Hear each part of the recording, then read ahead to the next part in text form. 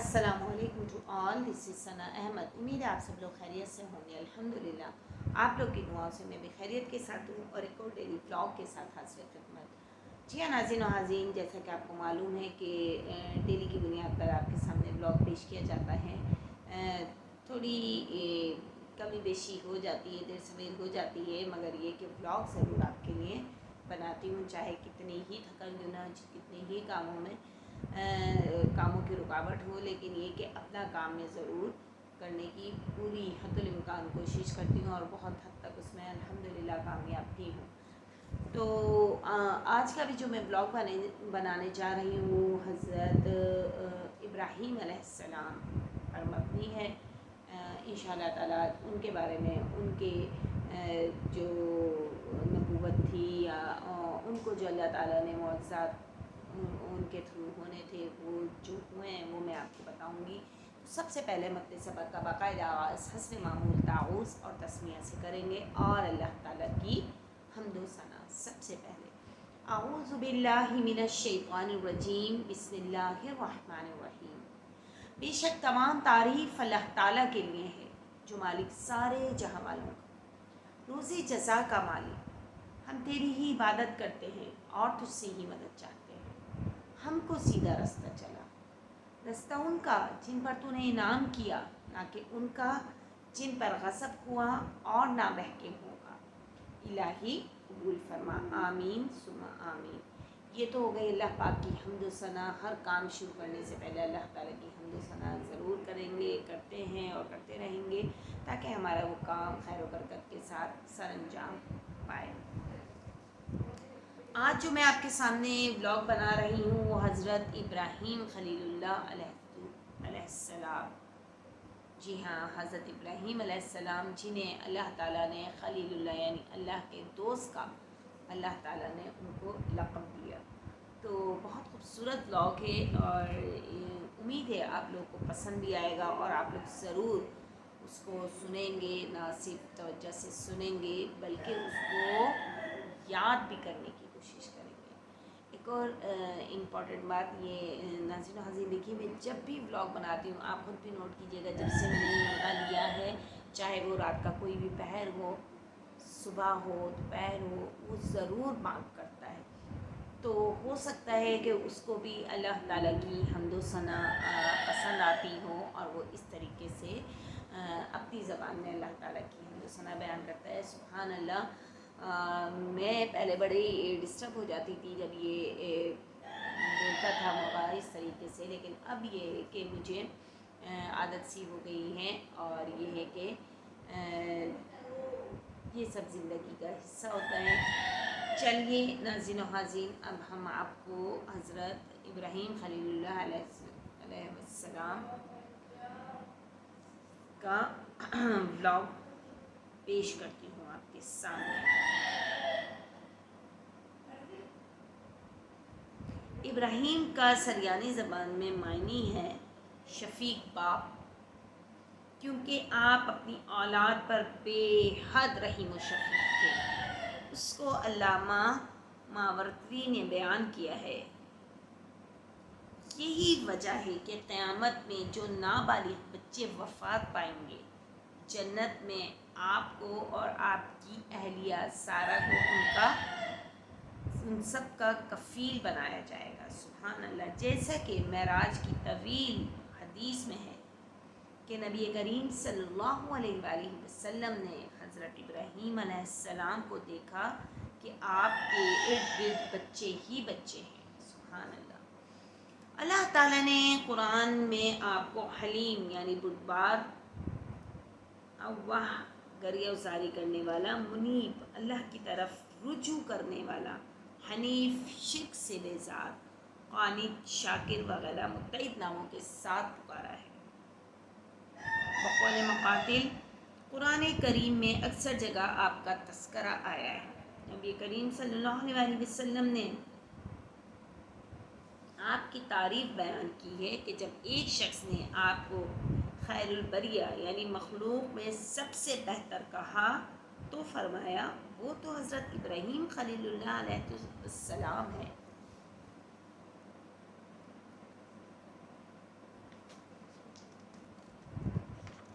زیادہ صحیح قول کے مطابق آپ بابل میں نمرود بن کوش کے عہد میں پیدا ہوئے۔ جب آپ کی ولادت کا وقت قریب آیا تو نجومیوں نے نمرود سے کہا کہ فلاں فلاں مہینہ اور شہر میں ابراہیم نامی ایک بچہ پیدا ہوگا جو تیرے ملک کو ختم اور ان بتوں کو ختم کر ڈالے گا، توڑ دے گا۔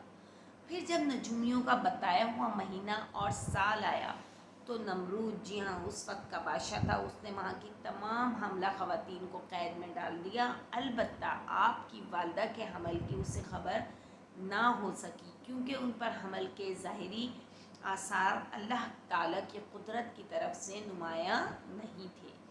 نمرود نے اس سال پیدا ہونے والے تمام بچوں کو ذبح کروایا۔ جب آپ کی ولادت کا وقت قریب آیا تو آپ کی والدہ نے رات کے اندھیرے میں غار میں جا کر آپ کو جنم دیا اور غار کا منہ بند کر دیا، پھر گھر چلی آئیں۔ بعد میں وقتاً فوقتاً جا کر اپنے بچے کو دیکھتی رہتی۔ حضرت ابراہیم خلیل اللہ علیہ والسلام ایک دن میں اتنی پرورش پا لیتے جتنا ایک عام بچہ ایک ماہ میں پاتا ہے۔ مطلب آپ ڈیلی اتنے بڑے ہوتے تھے جتنے ایک مہینے میں ہمارا ایک بچہ کا قد نکلتا ہے، یا تھوڑا سا ہاتھ پاؤں بڑے ہوتے ہیں۔ اللہ تعالیٰ آپ کو اس غار میں رزق دیتا رہا کہ آپ اپنا انگوٹھا چوستے، جس سے غذا ملتی رہتی۔ سبحان اللہ، سبحان اللہ۔ دیکھیے ناظرین و حاضرین، یہاں اللہ تعالیٰ نے کس طریقے سے ایک نومولود بچے کو اس کا رزق بھی اس تک پہنچایا کہ وہ اپنے انگوٹھا چوس رہے ہیں، اور اس انگوٹھے کے چوسنے پہ جو ان کو چیز مل رہی ہے وہ غذا کی صورت میں ان کے جسم میں داخل ہو رہی تھی۔ سبحان اللہ۔ حضرت ابراہیم خلیل اللہ اور آپ کی قوم، آپ نے اپنی قوم کو اللہ کی طرف، اللہ کی عبادت کی طرف بلایا۔ قوم کے ساتھ ہونے والی آپ کی گفتگو کو قرآن کریم نے متعدد صورتوں میں ذکر کیا ہے۔ سورہ انعام میں ہے، آپ نے ستاروں کو دیکھا کہ چمک رہے ہیں، صبح کو جب ستارے ڈوب گئے تو ان کے اللہ ہونے سے انکار کر دیا کہ چھپ مٹ اور بجھ جانے والی شے رب تعالیٰ نہیں ہو سکتی۔ سورہ انبیاء، شورا اور صافات میں قوم کے ساتھ آپ کا مباحثہ مذکور ہے۔ آپ نے قوم کے ساتھ کیسا مجادلہ کیا، ان کو بتوں کو توڑ کر انہیں سمجھایا کہ یہ بے بس مخلوق اللہ نہیں ہو سکتی۔ ابن کثیر کے بقول آپ نے یہ سب کچھ ایک نہیں کئی جماعتوں کے ساتھ کیا۔ بظاہر ستاروں کے ذریعے اللہ کی ذات پر استدلال کا واقعہ اہل حران کے ساتھ پیش آیا، کیونکہ وہ ستارہ پرست تھے اور ستاروں کو پوچھتے تھے، تو اس لیے پھر ان کا ذکر بھی آیا ہے قرآن پاک میں۔ سورہ انعام میں آیت نمبر 76 سے 82 تک یہ مضمون تفصیل سے آیا ہے کہ آپ نے قوم کو سمجھایا کہ جن ستاروں کی ٹمٹماہٹ ختم ہو جاتی ہے، جس سورج کی روشنی شام کو مٹ جاتی ہے، تو وہ اللہ کیسے ہو سکتے ہیں؟ اس لیے میں تو ایک اللہ کی طرف رخ کرتا ہوں اور ان ستاروں، سیاروں اور سورج وغیرہ کی عبادت کے شرک سے بری ہوں، اور سمجھایا کہ تمہارا ان کو پوجنا بے دلیل ہے، اس لیے ان کی عبادت چھوڑ دو اور سیدھے دین پر آ جاؤ، اور مجھے دھمکیاں بھی مت دو، اور فیصلہ تم خود کرو کہ جو ایمان لایا شرک سے بچا اور اس کا دل ہدایت اطمینان کے ساتھ مطمئن ہے، ہدایت پر وہ ہے یا تم۔ اس مقام پر حضرت ابراہیم خلیل اللہ کا ستاروں کو دیکھ کر یہ کہنا کہ یہ میرا رب ہے، پھر ان کے غروب ہونے کے بعد ان سے بری ہونے کا اعلان کرنا بے حد طویل کلام ہے، جس کا خلاصہ یہ ہے کہ آپ کا یہ فرمانا نہ تو حیرت و شک کی بنیاد پر تھا اور نہ ہی لا علمی کی بنیاد پر، بلکہ قوم پر حجت تمام کرنے کے لیے تھا، مگر نہ یہ کفر بنے۔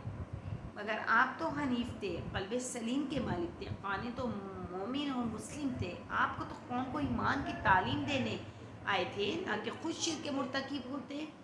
معاذ اللہ، یہ بات ہرگز نہیں ہو سکتی۔ لہٰذا اللہ تعالیٰ نے ارشاد فرمایا یہ ہماری دلیل تھی جو ہم نے ابراہیم کو ان کی قوم کے مقابلے میں عطا کی تھی۔ سورہ انعام آیت نمبر 83 کا میں یہ حوالہ دے رہی ہوں۔ معلوم ہوا کہ قوم کے ساتھ یہ گفتگو انہیں سمجھانے اور توحید تک پہنچانے کے لیے تھی کہ ستاروں کو دیکھ کر، چاند کو دیکھ کر اور سیاروں کو، ستاروں کو دیکھ کر ان کے بارے میں گرداننا۔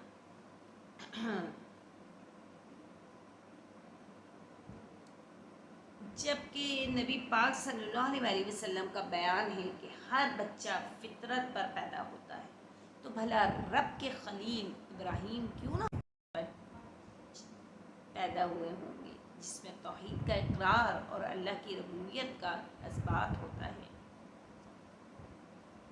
سورہ انبیاء شورا اور سورہ صافات میں ذکر ہے کس طریقے سے اللہ تعالیٰ نے آپ کو توحید کی دعوت دی، اور ان صورتوں میں آپ میں جو بت توڑنے کا بھی ذکر ہے، جبکہ سورہ صافات سے بھی زیادہ قوم کو چیلنج، دعوت اور بتوں کی بے بسی کو سورہ انبیاء میں بیان کیا گیا ہے۔ چنانچہ سورہ انبیاء میں ہے کہ آپ نے اپنی قوم اور والد سے کہا یہ کیا مورتیاں ہیں جن کی عبادت پر تم قائم ہوئے بیٹھے ہو؟ قوم نے جواب دیا ہم نے اپنے باپ دادا کو یوں ہی کرتے دیکھا ہے۔ آپ نے کہا اچھا، اگر وہ بے راہ بھی رہے ہوں اور تم بھی ان بتوں کو پوچھتے جاؤ گے؟ اس کے جواب میں قوم نے کہا کوئی سچی بات لائے ہو یا ہم سے کھیل کیے جاتے ہو؟ فرمایا تمہارا پروردگار زمین و آسمان کا پروردگار ہے، جس نے تمہیں پیدا کیا، اور میں اس بات کا قائل اور گواہ ہوں۔ اللہ کی قسم جب تم چلے جاؤ گے تو میں تمہارے بتوں کے ساتھ ایک چال چلوں گا۔ پھر ان کو توڑ کر ریزہ ریزہ کر دیا، البتہ ایک بڑا بت چھوڑ دیا تاکہ اس سے پوچھ سکیں۔ قوم بولی ہمارے بتوں کے ساتھ یہ کس نے کیا؟ وہ تو کوئی بڑا ظالم ہے۔ لوگوں نے کہا ہم نے ایک نوجوان کو جس کو ابراہیم کہتے ہیں ان کا ذکر کرتے ہوئے سنا ہے، کہا اس سے لوگوں کے سامنے لاؤ تاکہ وہ گواہ رہیں۔ حضرت ابراہیم علیہ السلام آئے تو بت پرستوں نے کہا ابراہیم بھلا ہمارے معبودوں کے ساتھ یہ کام تم نے کیا ہے؟ آپ نے کہا نہیں، بلکہ یہ ان کے اس بڑے بت نے کیا ہوگا، اگر یہ بولتے ہیں تو ان سے پوچھ لو۔ انہوں نے دل میں جھانکا تو کہنے لگے بات تو حضرت خلیل اللہ کی بالکل حضرت ابراہیم کی سچی ہے، بے انصاف تم ہی لوگ ہو۔ پھر شرمندہ ہو کر سر نیچے کر لیے، پھر بھی کہنے لگے ابراہیم تم جانتے ہو یہ بول نہیں سکتے۔ تب حضرت ابراہیم خلیل اللہ نے کہا کہ پھر اللہ کو چھوڑ کر ایسی چیزوں کی پوجا کیوں کرتے ہو جو نہ تمہیں کچھ فائدہ دے سکے اور نہ نقصان؟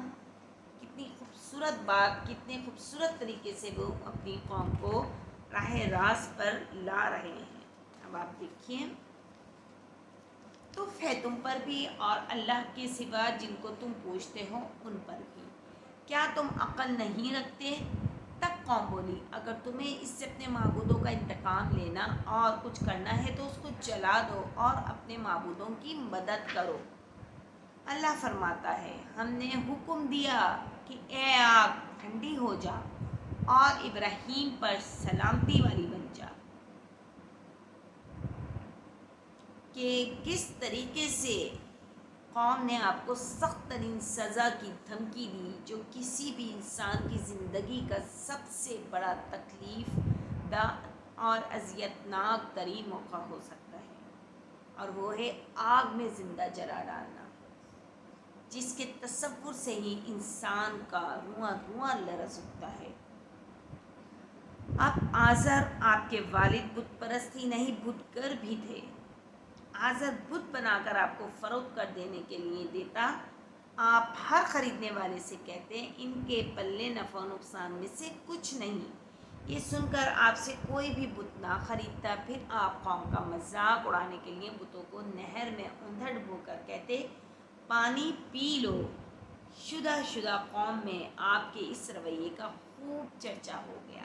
پھر ایک موقع پر کوئی عید یا میلہ تھا، قوم میلہ دیکھنے چلی گئی تو پیچھے آپ نے سب بتوں کو توڑ کر ریزہ ریزہ کر دیا۔ واپسی پر لوگ حیرت سے انگشت بندنا تھے کہ یہ کیا ہو گیا، کس نے کیا ہے؟ سب کا خیال آپ کی طرف مڑا، کیونکہ آپ کے متعلق پہلے بھی کچھ باتیں زبان زد تھی۔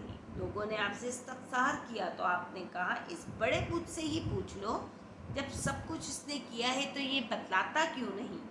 اور ایسا اس نے اس لیے کیا ہے کہ وہ غصے میں ہے۔ میرے ساتھ ان چھوٹے موٹے بتوں کی بھی پوجا کیوں کی جاتی ہے؟ اب قوم نے لاجواب ہو کر کہا تم جانتے ہو کہ یہ بول نہیں سکتا۔ تو غور سے سنیے ناظرین و حاضرین کہ کس طریقے سے حضرت ابراہیم علیہ السلام نے اپنی عقل کو استعمال کر کے اور ان لوگوں کو کس طریقے سے اس بات پر راضی کیا کہ کہ بڑا کبھی اس بات پر کہ بڑا بت کبھی اس بات پر راضی نہیں ہوگا کہ اس کے ساتھ چھوٹے بت بھی پوجے جائے، اور اگر یہ بات خلاف عقل ہے تو اس بڑے سے پوچھ لو۔ گھڑی بھر کو تو پہلے وہ تمام لوگ چونکے، مگر افسوس کہ سالوں پرانی روش آڑے آ گئی۔ طبیعتوں میں اسی قدیم سرکشی نے سر اٹھایا اور رگ رگ میں وہی جاہلیت عصبیت پھر دوڑنے لگی۔ لیکن یہ درست ہے کہ انہوں نے حق کو پہچان اور مان لیا تھا، مگر اس پر عمل نہ کر سکے۔ اور آدمی جب بھی تنہائی میں غور کرتا ہے، اپنے گریبان میں جھانکتا ہے تو وہ خود کو فریب کبھی نہیں دے سکتا۔ اس لیے ان کے سر جھک گئے۔ حضرت ابراہیم علیہ السلام کے سامنے شرمندہ ہوئے، غلطی اور بے بسی کا اعتراف کیا۔ اب کیا تھا؟ اب یہ جو قوم تھی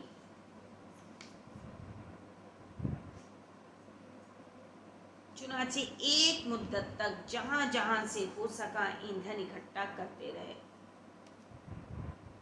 اور چونکہ ان کے بت توڑ دیے تھے حضرت ابراہیم نے، لہٰذا ان لوگوں نے یہی کہا کہ اب غصے میں تھے وہ لوگ قوم، انہوں نے کہا کہ ان سے انتقام لینا ہوگا، اس لیے چیخ پڑے ارے اپنے خداؤں کی مدد کرو، ان کا بدلہ لو، پکڑو ابراہیم کو اور جلا کر خاک کر دو۔ چنانچہ ایک مدت تک جہاں جہاں سے ہو سکا ایندھن اکٹھا کرتے رہے۔ عورتیں نظریں مانتی کہ اگر ہمیں بیماری سے شفا ہوئی تو ابراہیم کو جلانے کے لیے ایندھن اکٹھا کرنے کی مہم میں شریک ہوں گی۔ اللہ اکبر۔ پھر انہوں نے اتنا بڑا گڑھا کھودا کہ پہلے کسی نے اتنا بڑا گڈھا نہیں دیکھا تھا۔ سارا ایندھن اس میں چھونکا جانے لگا، پھر اسے جلایا گیا۔ اس کے شعلے اتنی بلندی سے اٹھے کہ کسی کے گمان میں بھی نہ تھا۔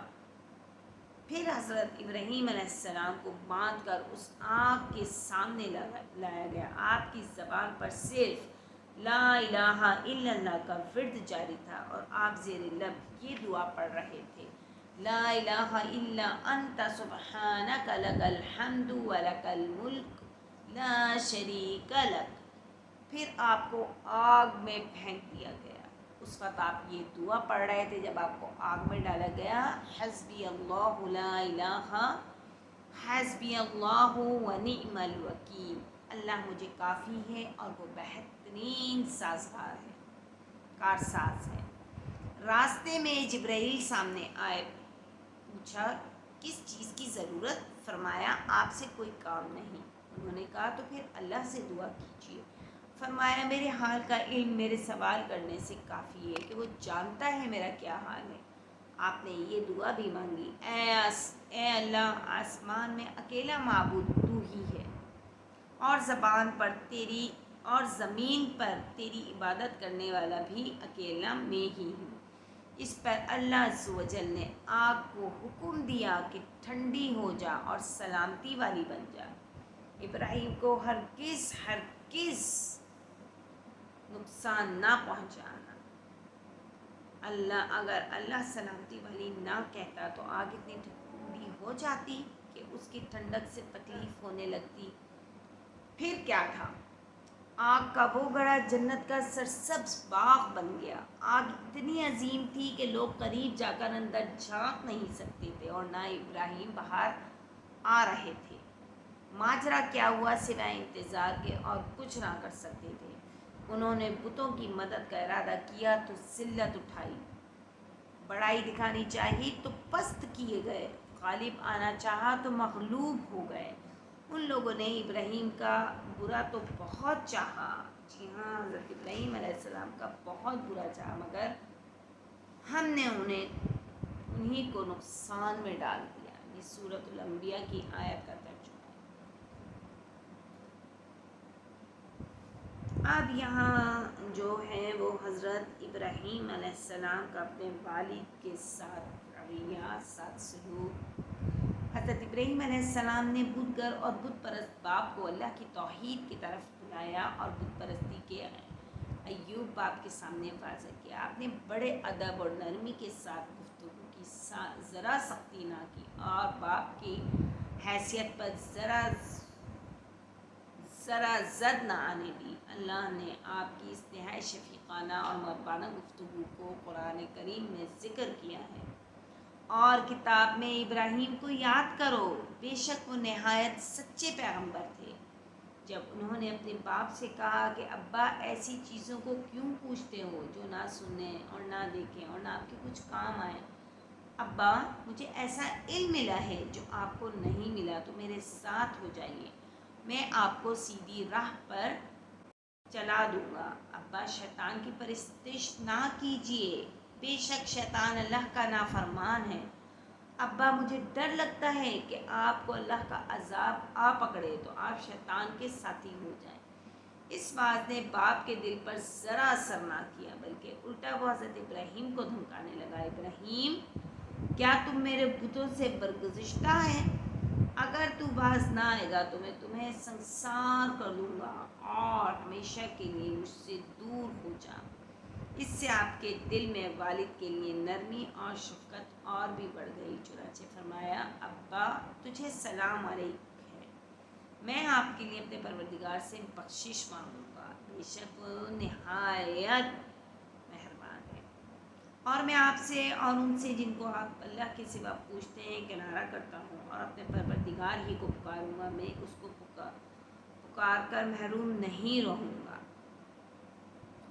قرآن پاک میں حضرت ابراہیم علیہ السلام کے تعلق کی طرف توجہ دی گئی ہے۔ آپ نے السلام علیکم کہا، اللہ سے ان کے لیے مغفرت کی دعا مانگی۔ یقیناً آپ کا یہ اسوا ہمارے لیے نمونہ ہے، لیکن کیا کفار کے لیے استغفار کرنا درست ہے؟ تو یہی بات قرآن بتلاتا ہے کہ بے شک حضرت ابراہیم علیہ السلام اسوا اور نمونہ ہے، ملت حنیف والے ہیں، لیکن کفار کے حق میں استغفار کرنے کی بابت ہمیں آپ کی پیروی کا حکم نہیں، بلکہ آپ کا یہ عمل مستثنیٰ ہے۔ چنانچہ اللہ تعالیٰ فرماتے ہیں، بے شک حضرت ابراہیم علیہ السلام میں تمہارے لیے نمونہ ہے، لیکن آگے چل کر اسی صورت کی اس آیت میں ارشاد ہے، مگر ابراہیم کا اپنے باپ سے یہ کہنا، میں آپ کے لیے مغفرت مانگوں۔ معلوم ہوا کہ اسوا ابراہیمی سے اس دعا کا استثناء ہے، کیونکہ مشرکوں کے حق میں استغفار کرنا منع ہے، کیونکہ اللہ تعالیٰ نے فرما دیا ہے کہ مشرک کی بخشش نہ ہوگی۔ مطلب یہ کہ جب اللہ نے بتلا دیا کہ آزر جہنم کا ایندھن ہے، تو آپ نے اللہ سے اللہ کے ہی مقرر کردہ قاعدے سے استثناء مانگا، کیونکہ اللہ فرما چکا ہے۔ نبی اور اہل ایمان کے لیے مشرکوں کے لیے استغفار کرنا درست نہیں، جب یہ واضح ہو جائے کہ وہ جہنمی ہے، خواہ وہ قرابت دار ہی کیوں نہ ہو۔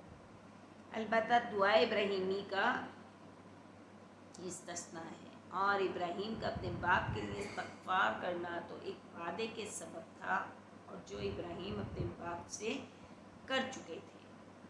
آپ نے بڑی ہمدردی سے باپ کو ایمان کی دعوت دی تاکہ وہ آخرت کے عذاب سے بچیں۔ آپ اس کے لیے رو رو کر دعائیں مانگتے تھے کہ شاید اسلام نصیب ہو جائے، اور اسی اسلام لے آنے کی امید پر آپ نے ان سے دعائیں مغفرت کا وعدہ بھی کیا۔ لیکن جب دیکھا کہ وہ کسی طرح بھی قائل ہونے کو نہیں آتا اور اللہ کا دشمن ہے، اس کے حکم کو ماننے سے انکاری ہے، تو آپ نے اپنے باپ سے ہر قسم کی قطع تعلقی کر لی۔ بس سب سے بڑا رشتہ عقیدے کا رشتہ ہے۔ دنیاوی رشتوں کی اس رشتے کے سامنے کوئی قدر و منزلت نہیں، بلکہ سب رشتے عقیدہ کے تابع ہیں۔ یہی اسلام کی تعلیم ہے۔ جی ہاں ناظرین و حاضرین، یہ میں نے حضرت ابراہیم علیہ السلام کا بھی آدھا حصہ آپ کے سامنے گزار کرا ہے، آپ کے سامنے بیان کیا ہے۔ اب انشاءاللہ عز و جل کل اس میں مزید اضافہ کروں گی، اور کل بھی کنٹینیو حضرت ابراہیم علیہ السلام کا قصہ ہی ہوگا۔ اجازت دیجیے اس امید کے ساتھ کہ آپ کو آج کا بلاگ اچھا لگے گا، آپ توجہ سے سنیں گے اور اس پر عمل کرنے کی بھی کوشش کریں گے انشاءاللہ عز و جل۔ السلام علیکم ورحمۃ اللہ وبرکاتہ۔